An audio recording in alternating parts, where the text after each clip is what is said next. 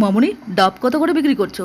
একটা 50 টাকা করে আঙ্কেল। 30 টাকা দিচ্ছি, দিয়ে দাও। না না আঙ্কেল, আমিই তো কিনেছি 25 টাকা করে, 30 টাকায় তোমার কি করে দেবো বলো, লস হয়ে যাবে। ঠিক আছে, রেখে দাও, অন্য দোকান থেকে নেবো আমি। এই ডাব কত করে বিক্রি করছো? 60 টাকা করে আঙ্কেল। ওই দোকানে তো 50 টাকা দিচ্ছিল। ঠিক আছে 5 টাকা কম দিন। না না, 30 টাকা হলে তবেই নেবো, না হলে নেবো না। পারবো না আঙ্কেল, 30 টাকায় তো আমিই কিনেছি, আপনাকে কি করে দিই? তাহলে লাগবে না, রেখে দাও। হুম। ও আঙ্কেল শোনো, হ্যাঁ মামুনি, বলো। তুমি এটা কত দিয়ে কিনেছো?